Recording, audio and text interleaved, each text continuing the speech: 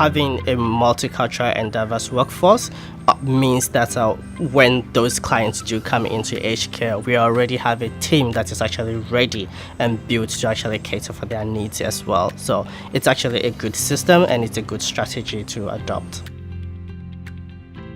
If we do not position ourselves in such a way, it's going to be very hard for us to be able to meet the client's needs and preferences in the future.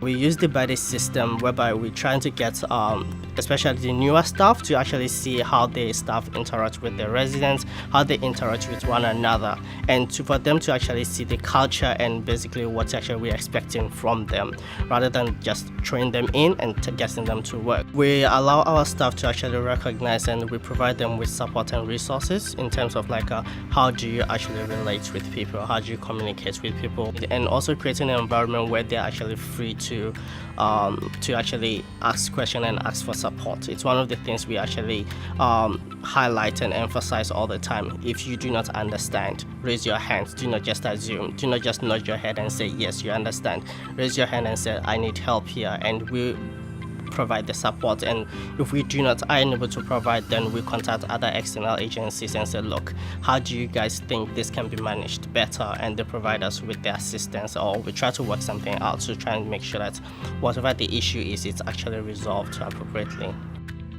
In some cultures, it's almost as if they need permission to actually ask for help or to ask for assistance.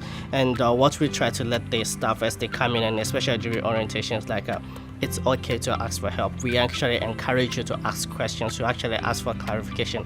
It's what we want. It's what we encourage. We want you to talk more. We want you to ask for help. We want you to tell us how you actually feel, because sometimes they feel that, if I ask questions, I might be rude, or I might be going overboard. I might be overstepping my boundaries. If I say the way I feel, they may not be happy with me. But letting them know that those barriers do not exist, make them feel much more able to express themselves and come forward and say, look, this is how I feel, this is what I need help with. And when the support is provided, they feel much more happy to actually work here, and they feel supported as well, which makes for a great environment. At the beginning, it is resource intensive, but it pays off in the long term and also in the future as well, where you are now able to rely more on your staff, and you have a more stronger team that actually understands what you are doing, what you're actually there for.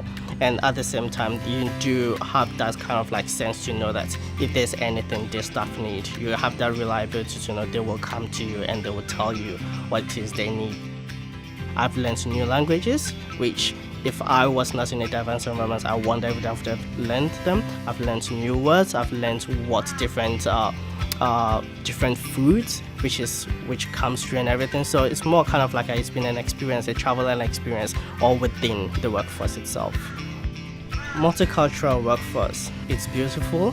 It's all force connection, and it's a way to actually travel the world.